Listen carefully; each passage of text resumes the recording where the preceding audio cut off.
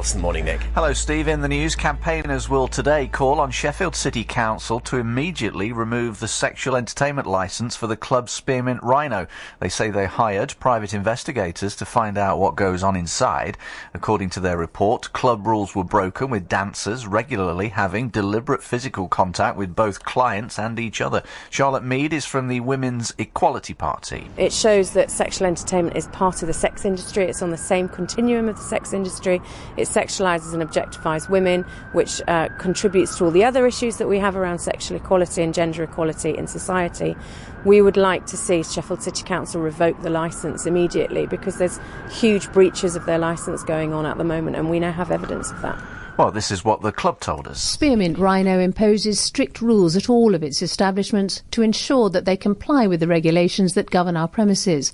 If those rules have been broken, we take the matter very seriously. Good morning, it's Toby at Breakfast. It's BBC Radio Sheffield, where this morning we are speaking about what's happening on Brown Street here in Sheffield. Sensitive ears may want to turn the radio down for the next 5 minutes. We're very aware that this is the school holidays. We're talking about the strip club, Spearmint Rhino. We've spoken about the campaigns against it on this show before. And today, campaigners are going to call on Sheffield City Council to remove its sexual entertainment licence immediately.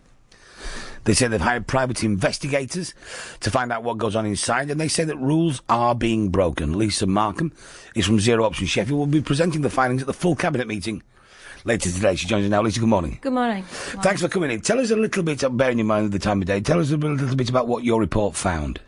OK, the report is part of a wider investigation into strip and lap dancing clubs around the country.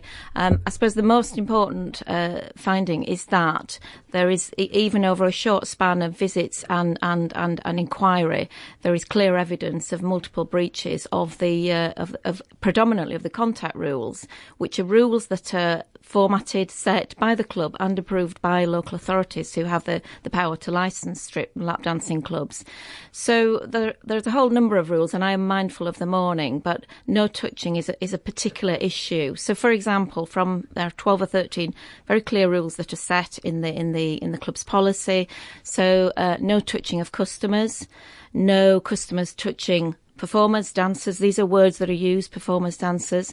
No touching, and we're talking here about intimate touching. We're talking about very personal, which in some contexts would be described as very intrusive sexual touching of body parts. No touching between dancers, performers. The women who are being paid to provide a service for the people who go into the club.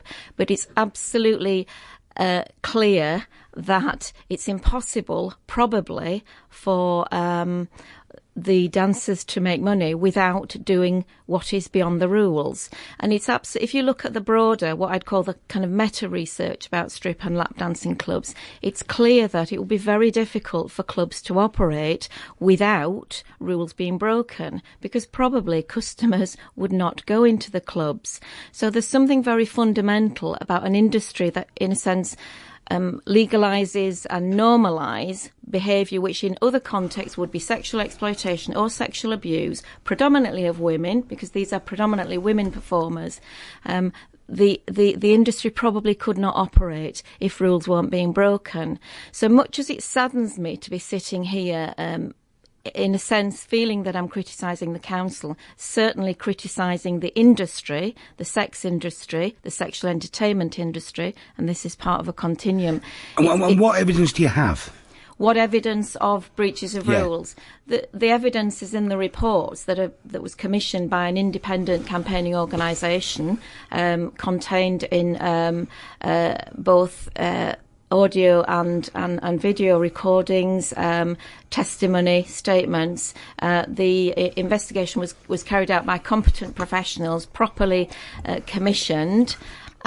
We have to be very careful about sharing any detailed information this morning and even today, because it's really important that this evidence of both possibly unlawful, setting aside any breaches of rules approved by the council.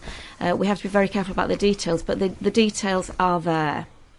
And it's not only in Sheffield. We're clearly talking about Sheffield, but there has been a fairly long-standing attempt to understand exactly what is going on in the clubs. A really important element of that is also the testimony of people who have worked in those establishments. We have information of perhaps about 200 testimonies and it is, again, I'm talking about predominantly women who have exited that industry. We have local campaigners, we have local women who have been impacted by that, who have given testimony about We also conditions. have, don't we, there is a group of people who are saying that they are feminists and that campaigning to shut down a route to work is not a particularly feminist thing to do. Well, I think it's really interesting. As a feminist, I campaign in all sorts of ways for issues around women in employment, fair wages, equal pay, campaign about benefits and entitlement changes. I don't think there's a simple answer to this. What I note is that other campaigners around other issues are not criticised for potentially putting women out of work, for example, environmental campaigners, other political campaigns.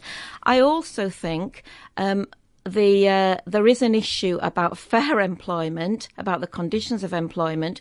If you look across the spectrum in Spearmint Rhino's establishments, predominantly women are self-employed, have insecure contracts, very different to men who work in those establishments, either as bar or support staff, very different, for example, to a new interesting initiative, which is to have male strippers, male dancers.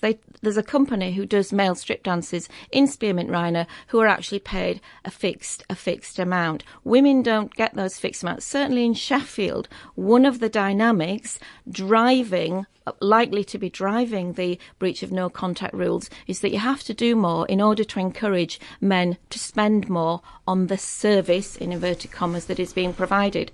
We as a campaign and as a coalition of campaigns have good contacts with services that have worked around exiting sex work industry, around providing support for women who want alternatives, and that is something that we are developing. In addition, I would argue that we need to look at the structural underpinnings of why this is largely when we talk about putting women out of jobs, we think about why women need jobs. We know that women are disproportionately affected by austerity. We know that poverty is a driver for many, not all, forms of sex work. Some women do describe making active choices, and I get that. And indeed, the kind of people who work in Spearmint Rhino, they're not. Well, it's not about the kind of people. I'm not. In a sense, we're not. These are not poor people, though. These are students. Well, okay. Again, if you look at the meta research on students, one of the main drivers for working in sexual entertainment venues and other forms of sex work is lack of money. Why are students struggling financially? Because there have been political decisions made about grants, about fees, about effectively cutting the income of students, particularly students from disadvantaged backgrounds. But I'm not comfortable talking about the type of people who work in these establishments. Men and women work in sexual entertainment venues. I'm not making any judgment about those women. I am saying we need to look honestly at the drivers for people working there and providing other options for women. I would say to you that the women I've spoken to who've worked in sexual entertainment venues have loads of skills, have competence, have personality, have pizzazz, could do all sorts of things. Why are we not talking honestly about making other work opportunities available? Well, maybe because and they making like other things more attractive? I mean, I work in an industry where people stand on stage every week and of course, and people with some of them quite serious mental health conditions and anxieties and depressions. Sure. There's all sorts of comedians, and that's what's getting the laughs. And they could do anything else. Sure. But it pays them £250 for 20 minutes to stand on stage. Yeah. So that's why they do it. And I sometimes get worried when I look at. If I look at friends in the past who I know who have been suffering, they made a load of money. But at one point in his life, Johnny Vegas was getting TV shows based on the fact that he was suffering. And I have a very fond memory of a particular encounter with Johnny Vegas. But I think the issue is what is it specifically about working in a sexual entertainment venue, exposing oneself to all sorts of demands, inappropriate behaviours, comments? What is the long-term impact? And that's the question we're posing both to the women who work there and to kind of the decision makers. What is the wider and longer term impact of doing some of those behaviours, which I cannot describe on the programme? No. What is the wider impact on women's well-being generally? And there's lots of evidence about women who work in the sex industry having all sorts of mental health conditions relating to previous issues, but also to the experience of that work.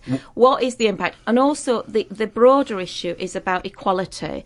And this is an issue that has been difficult for feminists. What is the impact of saying it is okay to legalise and legitimise the sexual objectification of women in the sex industry? How does that contribute to equal rights, equality for women and men? How does that contribute to the reducing of discrimination, harassment, violence, which I think has already been described by Charlotte Mead, which is endemic in our society? It says it's endemic in the student population. It's endemic locally in our universities. The experience of sexual harassment and violence is widespread among student bodies. The Spearmint Rhino is right in the heart of the Sheffield student quarter. What do you want the council to do today?